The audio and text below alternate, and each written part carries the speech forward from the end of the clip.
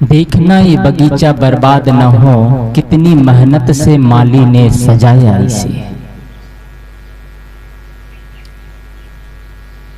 ये कौन सी बगीचा है और कौन माली है और कौन सजाया है? आपका परिवार ही बगीचा है और आप ही माली है और आप ही सजाने वाले हैं।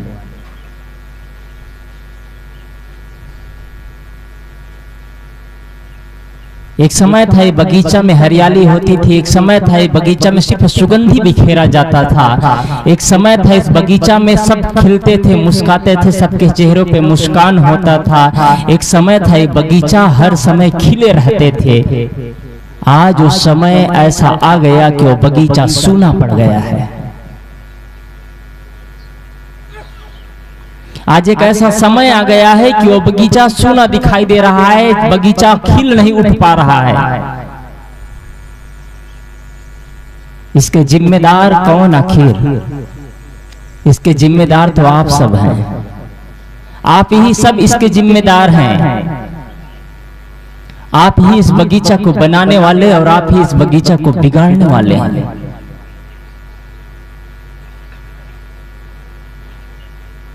अब कोई बगीचा में सुगंधी ही नहीं दिखती है,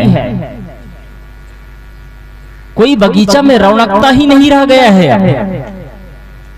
बगीचा आपका परिवार, किसी परिवार में रौनकता नहीं है अब, किसी परिवार में एकता नहीं है अब, किसी परिवार में अब प्रेम नहीं है, किसी परिवार में भाईचारा नहीं है अब, किसी परिवार में माँ और बेटे, सास और बहू, देरान जेठान में एकता नहीं दिखता है, किसी परिवार के बच्चे में संस्कार नहीं दिखता है, संस्कार उखड़ता चला गया है।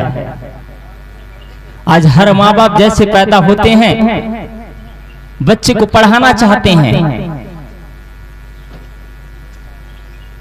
कोई और कहीं भेजता है, कोई और कहीं भेजता है, कोई दुबई भेजता है तो कोई ईरान भेजता है, तो कोई इराक भेजता है, तो कोई अमेरिका भेजता है, तो कोई इजराइल भेजता है, और कहीं भेज रहा है। हमारे भारत की संस्कृति में पढ़ने की शिक्षा खत्म हो गई है, हमारे यहाँ पढ़ाई नहीं होती है। इतने बड़े भारत, जय भारत महान, भारत महान की हल्ला हो रही है, हमारे यहाँ बच्चे पढ़ नहीं सकते, अंग्रेजों की भाषा पढ़ेंगे तब बच्चे विद्वान बनेंगे।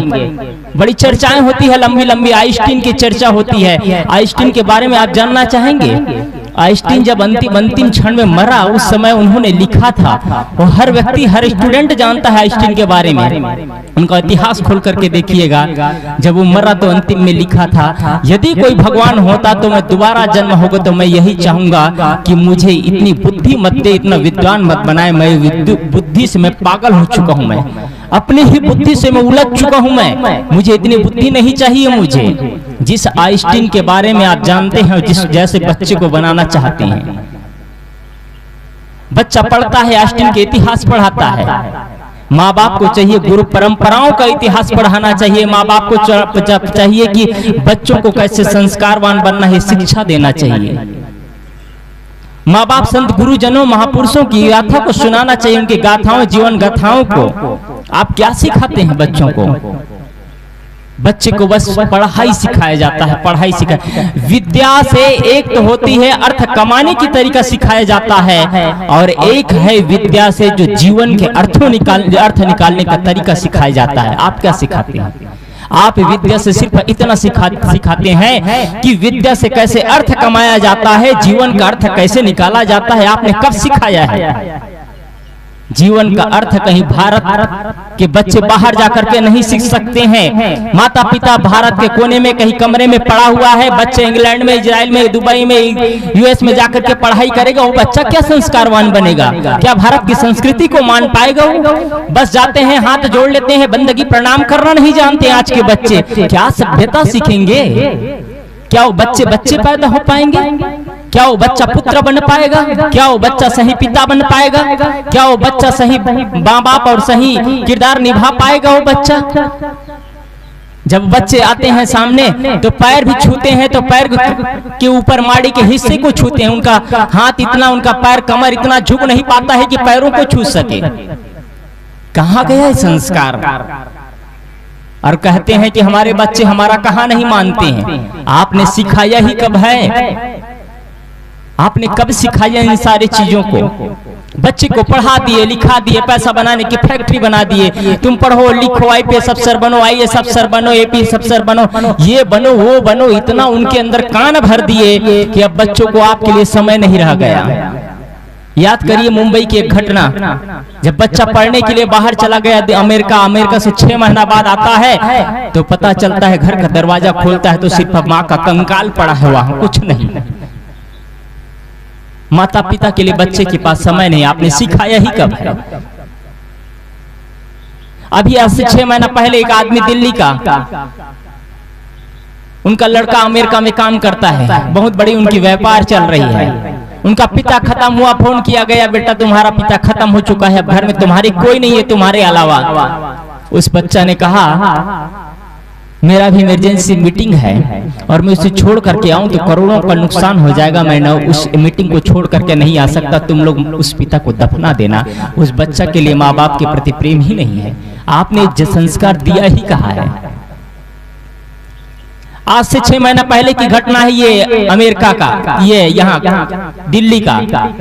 उनके 3 बच्चे थे, एक जनरल मेजर साहब था, उनका 3 बच्चा था। जब भी बच्चे कहीं भी जाते अपने घर से बाहर जैसे कदम रखते, कोई भी पूछते आप कहाँ से आए हैं, तो पहला उत्तर उनका होता हम जनरल मेजर साहब के बेटे हैं, जो रिटायर्ड हो चुके हैं, हेड अफसर थे वो। तब अपना पता बताते, अपना नाम बताते, सबसे पहले जनरल मेजर साहब का नाम बताते। जब तीनों बेटों की शादी हुई, तीनों बेटे अपना अपना पिकनिक मनाने के लिए, घूमने के लिए, कोई इजराइल चला गया, कोई थाईलैंड चला गया, कोई इंग्लैंड चला गया। 6 महीना बाद वापस आता है। जाते समय एक नौकर को कह देता है कि तुम देखो पापा का ख्याल रखना। उनका पापा चल नहीं सकता था, बोल नहीं सकता था, बस उनको 2 तो भोजन कर लेता, जूस पी लेता, लेकिन उनके शरीर में एनर्जी नहीं थी, असमर्थ शरीर। नौकर के भरोसे छोड़ करके चले गए। नौकर जब भी घर से बाहर निकलता तो घर के बाहर ताला लगाता, तब सामान लेकर के आता, ताला खोल करके फिर अंदर जाता। एक दिन ऐसे कुछ सामान उनको खरीदना हुआ, मार्केट में जाना हुआ, घर में ताला लगाया, ताला लगा करके निकला बाहर, रोड में जा रहा था, गाड़ी से एक्सीडेंट हुआ। एक्सीडेंट का परिणाम ये होता है कि वो व्यक्ति, वो नौकर हॉस्पिटल में गया, कोमा में चला गया। कोमा में चला गया। अब उसको कौन जानता है किसके घर के नौकर है, क्या है, कौन जानता है? वो तो भी बाहर से आया था। कोमा में चला गया और वो कोमा में ही पड़ा रहा। जब उनके बच्चे आकर के देखते हैं तो घर में ताला लगा है। आश्चर्य होता है, घर के ताला तोड़ करके देखते हैं तो पिता का सिर्फ कंकाल बचा है। क्या सिखाया है आपने जिंदगी में? आपके अंदर जुनून सवार होती है। माताओं को होता है कि हमारे बच्चे पढ़ ले, लिख ले, अच्छे अफसर बन जाए। अभी आईपीएस अफसर, दिल्ली के आईपीएस अफसर था, उन्होंने अपने यहाँ रिवॉल्वर से अपने ऊपर गोलियां मार दिया। आत्मीय बंधुओं, पढ़ने से नौकरी मिल सकती है, नौकरी से नौकर पैदा हो सकते हैं, नौकर से पैसा कमाया जा सकता है, लेकिन संस्कार और इंसानियत नहीं कमाया जा सकता। इस चीज को याद रखिएगा, सभ्यताएं नहीं कमाया जा सकता। आज आप समझते हैं कि हम अपने बच्चे को पढ़ा करके बहुत अच्छा काम कर रहे हैं। पढ़ाना लिखाना बहुत ही अच्छा है, सबसे बड़ी चीज है, मूल शिक्षा है, लेकिन शिक्षा के ज्यादा महत्वपूर्ण संस्कार की जरूरत है। आपने बच्चों को क्या संस्कार दिया है? आज हर घर में रावण बैठा, इतना राम कहां से लाऊं? आज हर घर में रावण बैठा है। वो राम कौन है? वो रावण कौन है? आपके ही बच्चे तो रावण हैं। उसकी मनोवृत्ति गंदा हो चुका है। पिता के लिए सम्मान नहीं है, माँ बहन के लिए सम्मान नहीं है, घर में अन्याय अनाचार कर रहा है, गलत चीजों का सेवन कर रहा है। कौन है वो? आपके ही तो बच्चे हैं। आप कहेंगे शायद क्या बोल रहे हैं? मुझे पता है मेरा बोलना आपको पसंद नहीं है, मुझे इससे कोई घाटा फायदा नहीं है। बस इतना है कि आप लोग ज्यादा सुन रहे हैं, कल कहेंगे वो साहब बोलते हैं तो हम ही लोगों को छोड़ते नहीं, छीन लेते हैं पूरा, तो सुनने कम आएंगे। बस इतना ही तो होगा, मेरा क्या घाटा होगा? आपने ही अपने जनरेशन को, अपने पूरा पीढ़ी को चौपट करके रखा है। आज आप अशांति का जीवन जीते हैं, आज व्याकुलता का जीवन जीते हैं, आज आप अकेला महसूस करते हैं, बेचैनी महसूस करते हैं। कल आपके बच्चे भी वही महसूस करेंगे, क्योंकि आपने परिवार का तरीका ही नहीं बताया। आपने परिवार में कैसा जीना है बताया ही नहीं। लोग पहले के जमाना में एक साथ मिलते थे, सब एक साथ बैठ करके भोजन करते थे, घर में एक संयुक्त परिवार होता था, एक साथ बैठ करके भोजन होता, एक साथ बैठ करके कुछ ज्ञान चर्चाएं होती थी, सब एक दूसरे के चेहरे को देखते तो मुस्कान होता था। आज वो सब कुछ खत्म हो गया। कभी कभी आपके घरों में होली और दीपावली के त्योहार में होता है, अन्यथा कई घरों में होली और दीपावली के त्योहार में भी लोग गाल फुला करके बैठे रहते हैं। संस्कार ही भूल गए, परंपराएं ही भूल गए, और लोग कहते हैं हमारे बच्चे हमारा कहा नहीं मानते हैं। आपने बच्चे को तो आइंस्टाइन बनाना चाहा, कब स्वामी विवेकानंद बनाना चाहा है आपने अपने बच्चों को? कब आपने सिखाया है सभ्यता क्या होती है? कब आपने सिखाया है गुरु मर्यादा क्या होती है? कब आपने सिखाया है संस्कार क्या होता है, संस्कार की परिभाषा क्या है? कब आपने सिखाया है माँ बेटों की इज्जत कैसे किया जाता है, पिता पुत्र का इज्जत कैसे किया जाता है, बड़े आचार्यों का इज्जत कैसे किया जाता है? ये परंपराएं आपने सिखाया ही नहीं, बस बाहरी परंपराओं को लेकर के जीवन यापन कर रहे हैं। आज आपके भारत की धरती में और इस राजस्थान की धरती में हम लोग आ रहे थे, देखते हैं हर 10 किलोमीटर में शराब की भट्टियां दिख रही है, हर 10 किलोमीटर में शराब की भट्टियां। यही भारत है जिसमें बुद्ध, कबीर, महावीर, ईसा, मोहम्मद, राम, कृष्ण हुए हैं। वही भारत है जहां गुरुकुल की परंपराएं चलती थी। वही भारत है जहां आज अपने बच्चे को ही पैर झुकना और प्रणाम करने की तरीका नहीं सिखा पा रहे हैं। आपके राजस्थान में, एमपी में और बिहार में बेटियों को पैर झुकना नहीं सिखाया जाता है। इन परंपराओं को आप पालन करते हैं, पूरी परंपराओं को उखाड़ करके फेंकिए। हर परंपरा आदरणीय नहीं होती है, हर परंपरा अनुकरणीय नहीं होता है। बेटियों को पैर झुकना सिखाइए, पैर छूना सिखाइए। माता पिता के चरणों में मत्था नहीं टेकेंगे तो किसके चरणों में मत्था टेकेंगे? वो संत गुरुजनों और आचार्यों के चरणों में मत्था नहीं टेकेंगे तो कहां मत्था टेकेंगे? बस हाथ जोड़ लेते हैं, बस इतना ही है। ये संस्कार हमारा नहीं है, ये भारतीय संस्कृति नहीं है, हमारा भारत महान नहीं है। ये ऐसा नहीं सिखाता हमारी संस्कृति। हमारी संस्कृति पर चरणों में गिर करके माथा टेका जाता है, वो संस्कृति सिखाती है। आज हमारे बच्चे प्रणाम करना नहीं जान पा रहे। कहाँ गए वो सभ्यता और संस्कार? आज अपने ही परिवार और बच्चे और माँ बाप के लिए समय नहीं, सब चौपट होता चला गया। पर भी शिकायत है हमारे बच्चे हमारा कहा नहीं मानते। मैं अधिकतम जगह में कहा करता हूँ कि आपके बच्चे आपका कहा मानते हैं। मैं प्रूफ के साथ कहता हूँ इस चीज को। क्यों कहता हूँ? क्योंकि आपका पहले सिंगल मंजिल मकान था, आपके बच्चे ने तिबल मंजिल मकान बना दिया। आपने सिखाया था ये। आपके बच्चे पहले मोटरसाइकिल चलाते थे, आप मोटरसाइकिल चलाते थे, आपके बच्चे को सिखाए। आपके बच्चे आपसे आगे बढ़े, आपके बच्चे कार चलाना सीख गए। आपके घर में पहले मोटरसाइकिल ही था, आपके बच्चे आपके घर में कार खरीद दिए। आपके हाथों में पहले कीपैड मोबाइल होता था, आपके बच्चे आपसे आगे बढ़े, एंड्रॉइड मोबाइल रखा दिए। पहले आपके पास में 5 बीघा जमीन था, आपके बच्चे ने 10 बीघा जमीन खरीद दिया। आपकी पहली सैलरी 1 लाख रुपया था, आपके बच्चे 2 लाख रुपए कमाने का ताकत रखते हैं। आपका पहला घर सिंपल सादा सिंपल दिखता था, आज आपके घर मकान फैसिलिटी से भरपूर है। कौन सिखाया है? आपने तो सिखाया है। फिर क्यों कहते हैं कि हमारे बच्चे हमारा कहा नहीं मानते? आपने कब सिखाया है जीवन को कैसे जीना चाहिए? आपके घर में कभी बैठ करके चर्चाएं होती है? बिस्तर से उठने के बाद में बच्चे को भेज दिया जाता है, तुम वहां जाओ, तुम वहां जाओ, तुम वहां जाओ। अर्थव्यवस्था को संबोधित करते हैं, सब प्रबंधन करते हैं। क्या जीवन का प्रबंधन आपने कभी किया है? जीवन का मैनेजमेंट कभी आपने किया है? हर चीज का मैनेजमेंट आपने किया, लेकिन जीवन के बारे में कोई मतलब ही नहीं है। जीवन के पाठशाला के बारे में कोई मतलब ही नहीं है। आदमी बिगड़ा जीवन जी रहे हैं, जीवन पूरा बिगड़ गया है, नरक का जीवन जी रहा है। पैसा बढ़ता चला गया, सभ्यताएं भी खत्म होती चली गई। आज घर देखो बाहर से चमकता है, लेकिन आप जैसे ही घर में प्रवेश करेंगे, बेडरूम चमक रहा है, उनका डाइनिंग रूम चमक रहा है, बैठा खाल चमकता हुआ दिखता है। गलती से आप प्रवेश कर जाएंगे उनके बेडरूम में तो सोया हुआ जो कपड़ा था सुबह का, तकिया एक किनारे पड़ा है, बेडशीट एक किनारे पकड़ा हुआ है, जो रात्रि में कंबल ओढ़ करके सोया था वो कंबल नीचे गिरा पड़ा है। ऐसे कपड़ा अस्त व्यस्त पड़ा है, सभ्यता ही नहीं है। गलती से आप कहीं उनके टॉयलेट बाथरूम में घुस गए, बाथरूम में घुस गए, बच्चा सुबह का नया कपड़ा पड़ा शाम हो जाता है, दूसरे दिन उस कपड़े की सफाई होती है, गंदगी से पड़ा बाथरूम है। आप कहीं गलती से फिर रुकते रुकते एक दिन हो गया, उनके किचन में घुस गए, मक्खी भिनभिना रही है, सुबह का पिया हुआ कप चाय पिया हुआ उसका प्लेट होता है, गिलास होता है, वो पड़ा है वॉश बेसिन में, सफाई नहीं हो रही है। सभ्य लोगों की पहचान है ये। कहाँ गया संस्कार? यही संस्कार है हमारा। आज हमारा घर की अर्थव्यवस्था बनती चली गई, लेकिन हमारी आर्थिक स्थिरता, हमारी मन की अर्थव्यवस्था पूरा गड़बड़ होता चला गया, संस्कार चौपट होता चला गया, मर्यादाएं भूलती चली गई।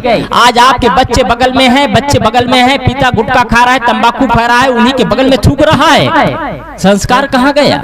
बच्चा बगल में खड़ा है, उनको स्कूल जाना है, स्कूल जाने के लिए माता पिता का प्रणाम कर रहा है इधर, और माता पिता मुख में गुटखा भरे हैं, गलगल पान भरे हैं, लाल लाल थूक रहे हैं। आशीर्वाद दें, कौन सा आशीर्वाद देंगे? कैसे हम गंदगी जीवन जी रहे हैं, हम कौन सा जीवन है ये? आप क्या देंगे बच्चों को? आप कहते हैं फिर हम बच्चे से प्यार करते हैं, आई लव यू बच्चे को बोलते हैं। कौन सा प्यार है? क्या यही प्यार है? अपना जीवन को नरक बनाया, बच्चे के जीवन को नरक में ढकेल दिया, अपने जीवन को अंधविश्वास और कर्म कांड में रखा, अपने जीवन को रखा, बच्चे के जीवन को भी वही ढकेल दिया, अपने जीवन को अस्त व्यस्त किया, बच्चे के जीवन को भी अस्त व्यस्त कर दिया, अपने जीवन में अध्यात्म की परिभाषाएं नहीं जाने, बच्चे के जीवन को भी अध्यात्म की परिभाषा से वंचित कर दिए। क्या आपका यही कर्तव्य है? माँ बाप होना सरल नहीं है। मैंने कल भी कहा था, एक माँ अपने बच्चे को जन्म देती है, इतना ही उनका दायित्व नहीं होता है, उनका दायित्व बहुत बड़ा होता है। उन बच्चे को जीना सिखाना, अपने पैरों पर खड़ा होना सिखाना, आत्मविश्वास उनका मजबूत बनाना, ये आपका तरीका होना चाहिए। आज माँ बाप आपस में लड़ते हैं, पति पत्नी आपस में लड़ते हैं, बच्चे देखते हैं हमारे माता पिता आपस में लड़ रहे हैं, मम्मी पापा लड़ रहे हैं। बच्चे को संस्कार क्या मिलता है? ये हर घर में रावण बैठा है। आपका हमारा मन के मनोवृत्ति ही तो रावण है, जो 200 फीट 250 फीट का रावण बनाते हैं, लोग जला देते हैं, उसमें पटाखे होते हैं, आग से जलाते हैं, जल करके भस्म हो जाता है। वो रावण तो जलाया जा सकता है, लेकिन आज हर घर के बच्चे के अंदर जो मनोवृत्ति बना हुआ है, रावण रूपी मनोवृत्ति, राक्षस रूपी मनोवृत्ति बैठा हुआ है, उसको कैसे आप जलाएंगे? आपके घर में ही दुशासन है, आपके ही घर में दुर्योधन है, उसको आप कैसे खत्म करेंगे? आप ये खत्म होगा संस्कार से। पुराने संस्कार भूल जाना चाहिए, नए संस्कार को स्थान देना चाहिए, और नए संस्कार ऐसे नहीं दिया जा सकता स्थान। नए संस्कार को स्थान देने के लिए सत्संग की जरूरत है। सत्संग में जाएंगे, सत्संग वार्ता करेंगे, आपके मन से उधेड़ बुन होगा, मन में एक खलबली मचेगी, मन में एक क्रांति का लहर पैदा हो जाएगा। जीवन को ऐसा भी किया जा सकता है, जीवन को ऐसा भी तराशा जा सकता है, जीवन को ऐसा भी जिया जा सकता है। आपके अंदर एक भूचाल उठना चाहिए। बस मरी जिंदगी जीने से क्या होगा? माता पिता ने जन्म दिया, कुछ रुपये पैसे कमा लिए, टुकड़े कमा लिए, कुछ कागज के टुकड़े इकट्ठे कर लिए, धन संपत्ति इकट्ठे कर लिए, बच्चे को बढ़ा दिए, बच्चे भी पैसा कमाना शुरू कर दिया, जीवन खत्म। क्या इतना ही जीवन है?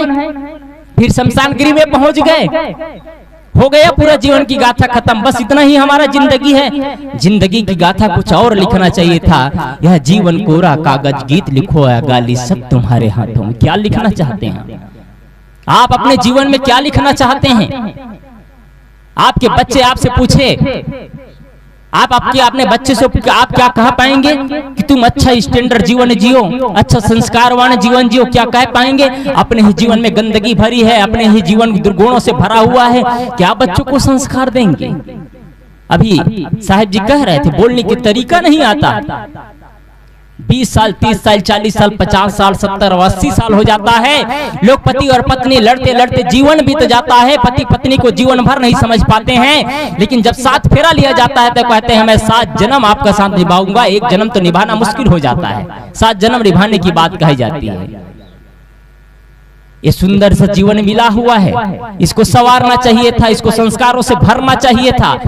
आपके बच्चे आपके संस्कारों, आपका दिया हुआ सम्मान को कहीं भी कोने पड़ जाए तो गर्व के साथ कह सके कि मेरे माता पिता द्वारा दिया हुआ संस्कार मुझे जीना सिखा दिया है। आपके बच्चे का पैर कहीं गलत तरफ नहीं दौड़ना चाहिए। आज हर बच्चे गलत दुर्व्यसन में डूबा हुआ है। कहाँ गया वो संस्कार? आज माता पिता के सामने मत्था नहीं टेका जाता है, लोगों को शर्म महसूस होती है। मैं एक चीज कहना चाह रहा हूं, आप अपने बच्चों को बच्चियों को सिखाइए मत्था टेकना। आप राजकुमारी बना करके मत रखिए अपने बच्चियों को, संस्कार की परिभाषाएं सिखाइए, झांसी की रानी मत बनाइए उनको कि वो पैर ना झुके। झांसी की रानी बनाना है तो उनकी वीरांगना, उनकी झांसी की रानी, उनका जो राष्ट्र देशभक्ति के प्रति प्रेम था वो सिखाई। सिर्फ रानी कहलाने लायक मत बनाइए, रानी उनका जीवन में होना चाहिए, सिर्फ रानी कहने बस का ना हो, उनका जीवन भी रानी की तरह होना चाहिए, उनका सम्मान, उनका गौरव, उनका प्रभाव झांसी की रानी की तरह होना चाहिए। सिर्फ बाहर से रानी रानी कह रहे हैं और आप घर की रानी बना करके रखते हैं, और घर की रानी तो बना दिया आपने, लेकिन संस्कार उनके अंदर रानी का एक भी गुण नहीं है। उनको जीवन में कोई अपने साथ में संघर्ष करने का तरीका ही नहीं सिखाए, उनको विषम परिस्थिति में कैसे लड़ना है ये बात ही नहीं बताएं, उनको समाज के सामने आपने रखा ही नहीं। एक मर्यादा में, एक ढक करके पर्दा के अंदर रखने से आपके बच्चे वीरांगना नहीं पैदा होंगे। उनको सिखाइए आगे बढ़ने के लिए, उनको समाज का संघर्ष करने का तरीका बताइए। आज ये भारत की परंपरा आगे बढ़ता चला जा रहा है, मर्यादाओं को सिखाइए। आप अपने बच्चे को, मैं ये चीज कहना चाह रहा हूं बार बार कि अपने बच्चों को पैर झुकना सिखाइए, झुकना अपने माथाओं अपने चरणों में मत्था टेकना सिखाइए। बच्चे वंचित होते चले जा रहे हैं। संस्कार अलग चीज है, गुरुकुल की परंपराएं थी जहां गुरुकुल में बच्चे पढ़ते थे और रोज सुबह उठ करके वंदना होता था, गुरु के चरणों में मत्था टेका जाता था, गुरु के चरणों में वहां वंदना किया जाता था, एक दीप प्रज्वलित करके गुरु के आरती उतारा जाता था, वह संस्कार की परिभाषाएं सिखाई जाती थी। आज माता पिता गुरु और माता पिता के चरणों में मत्था टेकना नहीं सिखाते, सिर्फ मूर्ति पूजा ही सिखाते हैं। मूर्ति पूजा से विरोध नहीं है मुझे, लेकिन बात तो तब होती है जब माता पिता के कर्तव्यों को भूल जाते हैं और सिर्फ मूर्तियों तक जीवन रह जाता है, सिर्फ मूर्तियों तक जीवन रह जाता है। श्रद्धा करते करते आदमी अंधश्रद्धा में चला जाता है, अंधश्रद्धा में चला जाता है। आज हमारी भारत की परंपरा कुछ चंद मूर्तियों को लेकर के बैठ गए हैं और कहते हैं हमारा भारत महान। सिर्फ चंद मूर्तियों को लेकर के बैठ के कहते हैं कि हमारा भारत महान। सिर्फ मूर्ति पूजा करने से भारत महान हो जाएगा? न संस्कृति है, न सभ्यता है, न गुरुकुल की परंपराएं हैं, न मर्यादा है। इन सबको छोड़ करके हमारा भारत महान बन गया। वैसा भारत नहीं चाहिए इस भारत भूमि को। वो भारत चाहिए जिसमें एक दूसरे के लिए सम्मान हो, वो भारत चाहिए जिसमें एक दूसरे के लिए प्रेम हो, वो भारत चाहिए जिसमें हर जीव में, हर घट घट में वही आत्मा, वही परमात्मा का स्वरूप मिले। आज परमात्मा सिर्फ मंदिरों में मिलता है, इंसान में परमात्मा दिखाई नहीं देता है। आश्चर्य की तो बात यह है, आज आपके बच्चे वंचित होते जा रहे हैं संस्कार की परिभाषाओं से, इन चीजों को नहीं समझ पा रहे हैं। आज माँ बाप अपने ही बच्चों को संस्कार और समय नहीं दे पा रहे हैं। अपने बच्चों के लिए समय नहीं होता है। अपने बच्चों को बैठ करके कुछ शिक्षाएं दीजिए, बच्चों को बैठ करके कुछ ग्रंथों का अध्ययन करवाइए, बच्चों को बैठ करके अपना समय दीजिए और कैसे जीवन की गाथा पढ़ा जाता है, महापुरुषों की गाथा पढ़ाइए, उनको कैसे जीवन को पढ़ना चाहिए, जीवन को कैसे सजाना और संवारना चाहिए। आपने सिखाया ही कब? आपने सिखाया ही नहीं। प्रेम की परिभाषाओं से वंचित रह गया बच्चे।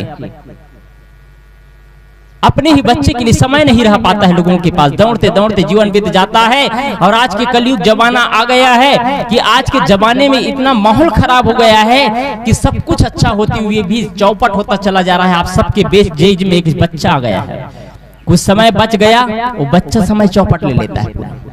मोबाइल चलाते चलाते पूरा रात बीत जाएगी, उसके लिए समय है, लेकिन बच्चे को बैठ करके कुछ पढ़ाना चाहिए, कुछ अध्ययन कराना चाहिए, कुछ संस्कार की परिभाषाएं बताना चाहिए, उसके लिए समय नहीं है।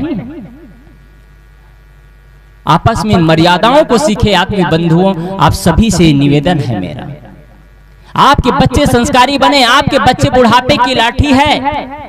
आपके बच्चे, यदि आपके घर में धन नहीं होगा, आपके परिवार में धन नहीं होगा, आपके पास विषम परिस्थिति आएगी, और आपके बच्चे संस्कारवान होगा तो कहीं से भी धन ला लेगा, उनके पास वो ताकत होगी। संस्कार मूल चीज है। संस्कार कब से देना चाहिए?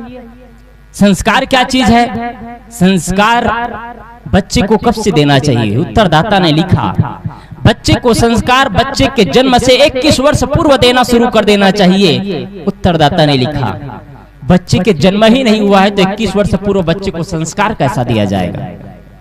उसका अर्थ आप जानना चाहेंगे?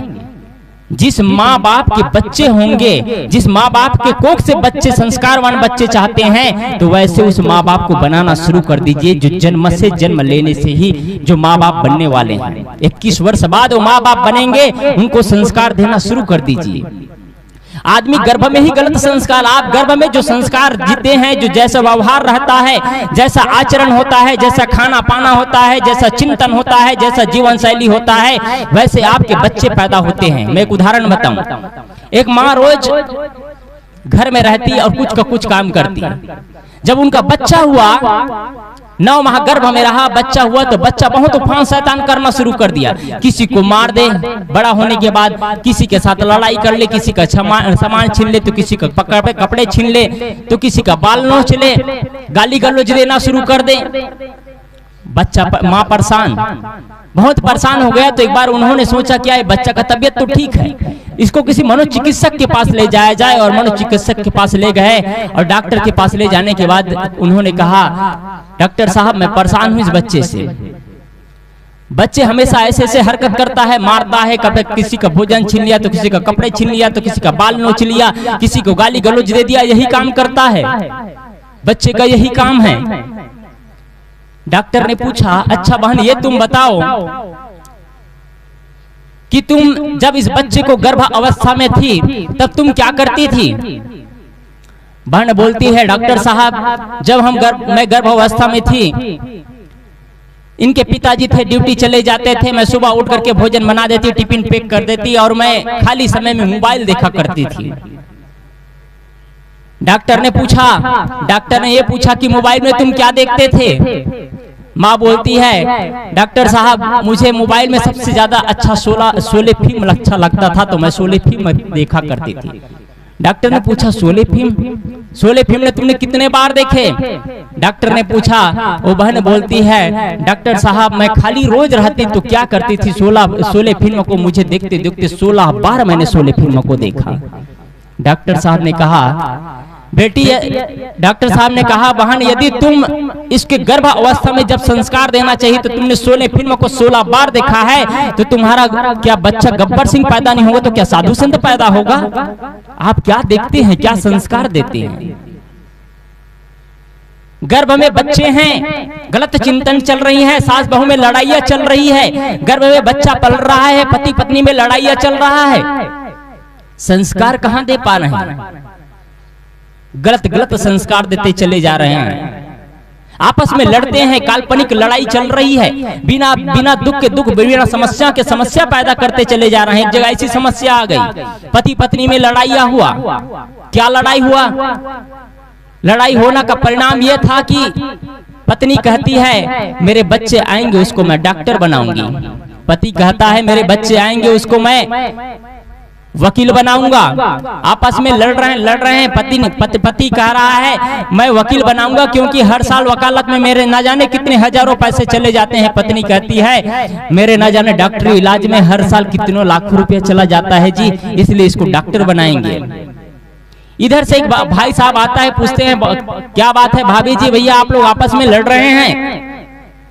वो बताते हैं, मैं अपने बच्चे को डॉक्टर बनाना चाहती हूँ, या ये चाहते हैं कि वकील बनाना चाहते हैं। अपने पूरा डिटेल पूरा चर्चा करते हैं, ये बात है।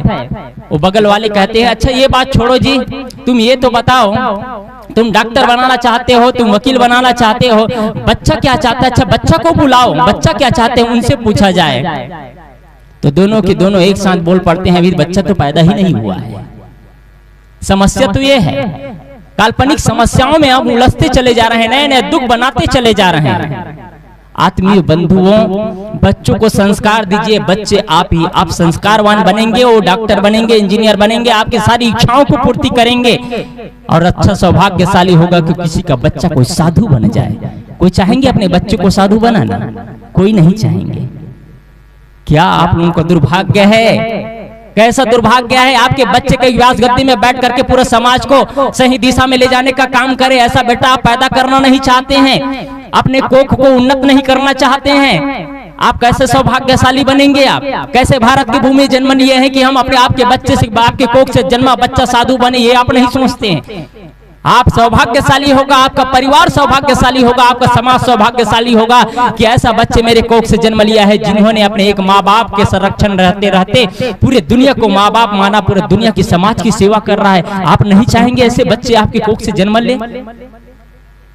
आप ऐसे बच्चों को पैदा कीजिए। कोई जरूरी नहीं कि वो साधु बन जाए, एक गृहस्थ होकर के भी मर्यादाओं का पालन करे, गृहस्थ होकर के भी दुनिया समाज की सेवा कर सके, ऐसे बच्चों को आप जन्म दीजिए। आप चिंतन मनन करिए, तब कहीं सुंदर बच्चे का निर्माण हो सकता है, तब कहीं सुंदर जीवन हो सकता है, तब कहीं अच्छा जीवन का निर्माण कर पाएंगे। सहज नहीं है बच्चे को पालना, 100 जानवरों को पालना उतना कठिन नहीं है जितना एक बच्चे को पालना कठिन होता है। लेकिन वो सौभाग्यशाली माँ होती है जो एक बच्चे को उच्च संस्कार देकर के, उच्च शिक्षा देकर के पालती है, पोसती है। आज तो सिर्फ व्यापार चल रहा है। आज लोगों को अपने ही माँ के लिए, अपने ही बच्चे के लिए समय नहीं है, धाय के हाथों में छोड़ देते हैं। पति और पत्नी दोनों नौकरी कर रहे हैं, बच्चे के लिए समय ही नहीं। समय दीजिए बच्चों को, तब वो बच्चे संस्कारवान बनते हैं। मैं एक उदाहरण और दूं। एक छोटा सा बच्चा पढ़ाई करता था, प्रथम क्लास में पढ़ाई कर रहा है, 6 वर्ष का बच्चा है, 6 ईयर का बच्चा है, पढ़ाई कर रहा है। रोज देखता है कि जब मैं सोता हूँ तो पापा ड्यूटी से आए नहीं रहते हैं, और जब मैं उठता हूँ तो पापा ड्यूटी चले जाए रहते हैं। उनका रनिंग फील्ड का काम था, पैसा कमाने की जुनून सवार था उनके अंदर, रनिंग फील्ड का काम है, रोज दौड़ता रोज दौड़ता। एक दिन रविवार का समय है, बच्चा घर में बैठा है और देखता है पापा आज घर में है, क्योंकि रविवार के दिन भी पापा घर में नहीं रहता था। आज पापा घर में बैठा हुआ है।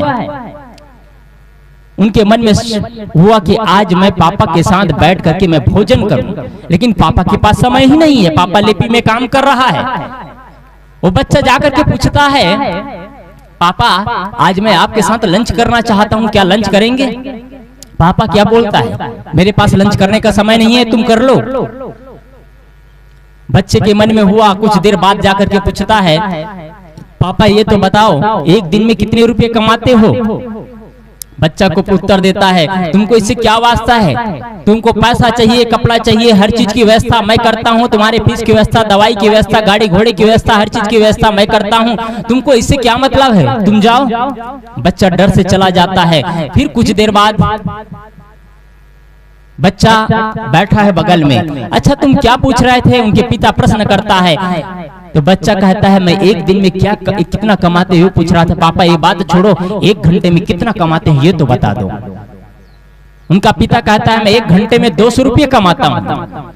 उनका पापा कहता है कि 1 घंटे में मैं 200 रुपये कमाता हूँ। बच्चा कहता है थोड़ा देर बाद में, पापा क्या मुझे 100 रुपये दोगे?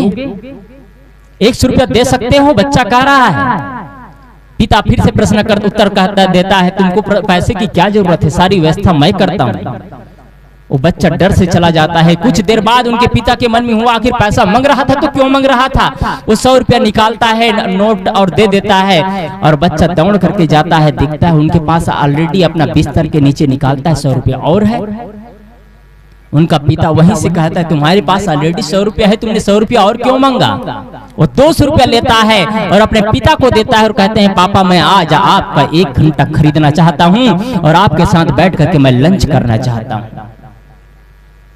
उनका पिता उनको अपने सीने से लगा लेता है, बेटा तुम्हारे लिए तो मेरी जिंदगी ही न्यौछावर है। तुम अपने बच्चे के लिए पूरा पाई जोड़ते हैं, पूरा संपत्ति एक कर देते हैं, खून पसीना एक कर देते हैं, बच्चे के लिए अपना जवानी खत्म कर देते हैं, बच्चे के लिए अपना रौनकता खत्म, अपना उत्साह खत्म कर देते हैं। उन बच्चों को आप क्या देते हैं? आप संपत्ति देते हैं और क्या दे रहे हैं? संस्कार आपने दिया है, संस्कार की परिभाषाएं आपने बताया है।